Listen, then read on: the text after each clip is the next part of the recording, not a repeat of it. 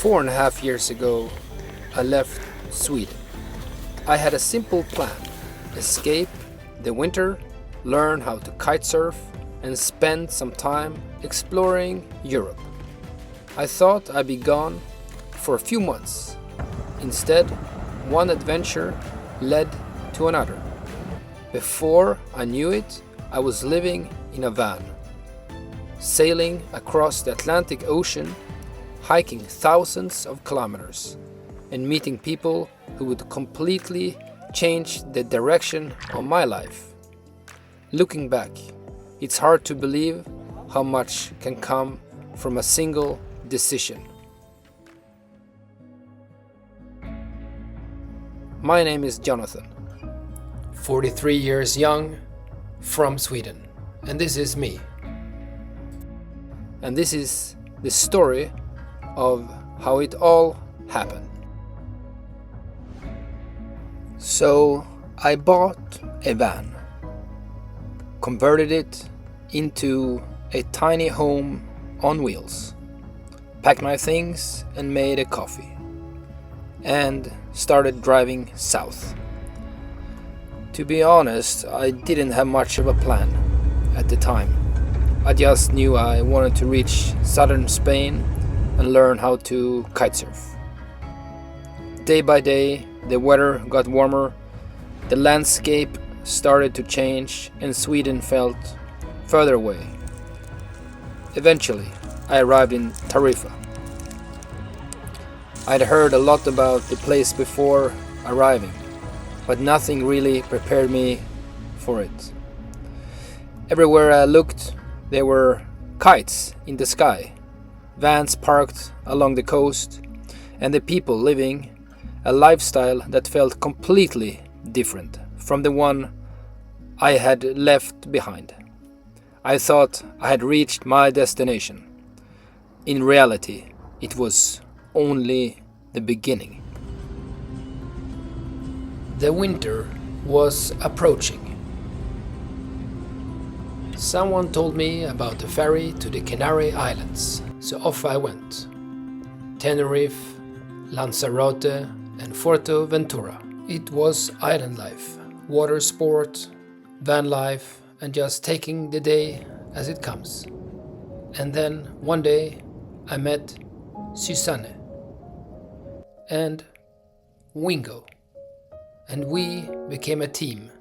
We parked next to each other and we started travel together. I introduced hiking, not just one day of hiking, but many days of hiking in a row. And believe it or not, she loved it, and we crossed several islands together. Both our parents came to visit us. We had one more kite session, and then we left the Canary Islands after 5 months. We were back on mainland and decided to go to Portugal. We chased waves along the coast and parked in amazing places. And then Susie introduced me to sailing. We joined an ocean awareness program and sailed along the Portuguese coast for 2 full weeks. It was my first time on a sailboat. At the time, I had no idea that sailing would become such a big part of the years ahead. After the sailing, we went to the northern part of Spain, to Galicia, and we explored the mountains in Asturias. No, it's not you. Susanne asked me if I wanted to cross the Atlantic Ocean with her and the Ocean Nomads sailing community. The name of the vessel was Twister, and I said yes, and off we went. For 3 weeks we were out there, and only water as far as you could see. It was quite a journey, and when we finally saw land again, I realized how much I had missed it. It felt good to be on land again and to just walk around and explore. And I had been missing kitesurfing. It was very exciting to reach the Caribbean. We tried new fruit. I think this one is called water apple. We felt adventurous and decided to cross the island of Dominica on foot. The trail is called the Waitikabuli National Trail.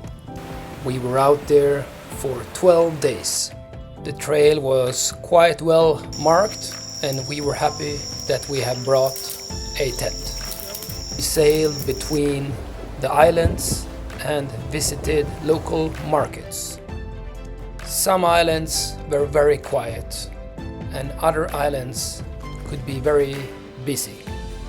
Some islands had beautiful flowers, others had turtles, and a third one, if you were lucky, you could spot dolphins. Some days we woke up on the beach, and other days we were out there kitesurfing the entire day. Then Susanne introduced me to freediving, so I trained with the local freediving community for 1 month, and I reached, in the end of the month, 30 meters. After 5 months in the Caribbean, we enjoyed one last coconut, even called jelly nut. There you go. Thank you. I also hitchhiked on a sailboat. However, I made it back to Tarifa once again, and we were reunited with Wingo. And once again, I was back on the beach teaching kitesurfing. After a few months in Tarifa, we decided to take the ferry across the Strait of Gibraltar, and we ended up in Morocco. And all of a sudden, we were on a new continent. Very friendly people, different landscape, different smells, and not everything turned out the way we hoped for. Whatever happened, people always made us feel welcome. We joined forces with some friends and then we made homemade tagine. Tagine is the traditional Moroccan dish. We drove to the very south of Morocco, down to Dakhla, for kitesurfing. It was a lot of sand, but overall the roads were in good shape. Morocco is different, and for sure we will come back. I hope it will be very soon. We took the ferry back across the Strait of Gibraltar and we were back in Tarifa. And I was back on the beach teaching kitesurfing with a new kite team. The mountains were calling, so I headed up to the Pyrenees to hike the GR11, Trans-Pyrenees. I joined forces with Susie and we hiked 850 kilometers from end to end, and we reached Captain Croix. After the hike, we decided to head to Greece. Not just to drive around on a scooter, but to join an Ocean Nomad sailing trip. We were 34 people spread across 4 boats. Together we explored the Greek islands, sailed from bay to bay, and shared long evenings around campfires on the beach. And once again, it felt like life was taking us in a direction we never could have planned. We stopped by for a short while in Spain before we decided to return to Morocco once again. Different villages and different roads. But overall, it was a Morocco that we had been longing for. Dromedaries, tagine, and some tea. After 3 months, it was time for a new sailing trip with Ocean Nomads. We sailed between the Canary Islands for a couple of weeks. I was back on mainland Spain. I made a coffee and had one more surf session with Susie. I took a flight across the Atlantic to USA because I wanted to hike the Appalachian Trail. I was gonna hike from the state of Georgia to Maine. A hike of 3,500 kilometers. I brought a tent, but I could also sleep in shelters. The nature were incredible and a friend of mine joined me. It was a very long walk, but I made it in 100 days. Susie and Wingo was waiting for me in Europe, and they also wanted to go for a hike. So we decided to hike the Fisherman's Trail in Portugal. It's a coastal trail and it was a little bit easier than the Appalachian Trail. And it was great to have some hiking buddies.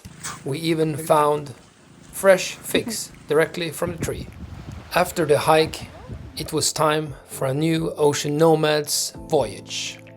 And this time, Ocean Nomads were gonna sail from Mallorca to the Canary Islands on Little Mia.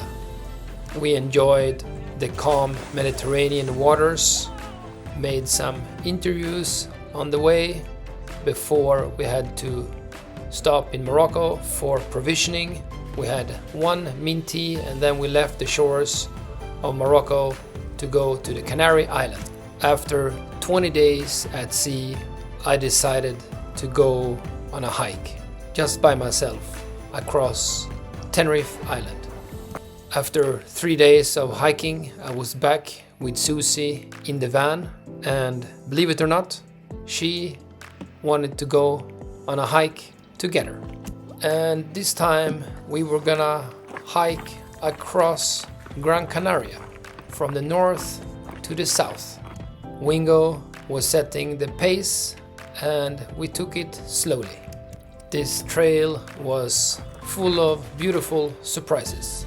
After 6 days of hiking, I decided to go for sail training and I wanted to do my day skipper training, and I went with a nice bunch of people. Susie and Wingo were around when I was on the boat, but I always came back to catch up with them. And after a little bit, I was back on a boat again, this time with the Ocean Nomads and another sailing school, and then we joined forces again. We left the Canary Islands back to Tarifa and back to the kite school I had been teaching for. And this time we said goodbye to some friends because we were heading back north. I was going back to Sweden. It was about 4,000 kilometers to get back to Sweden, but we took it slowly and we made a stop in Holland where Susie got off. I said hi to her parents and goodbye to Wingo for now. And just like that, after 4.5 years, I was on my way back home. Yeah, I don't know if this is home anymore, but I'm parked here at my parents' place and trying to make sense of my journey. I never planned any of this. I simply kept saying yes to the opportunities that came my way. You don't always need a perfect plan. Sometimes you just need to take the first step. Thanks for watching, and I'll see you in the next story where I will share how I ended up crossing the Atlantic Ocean. For now, thank you and goodbye.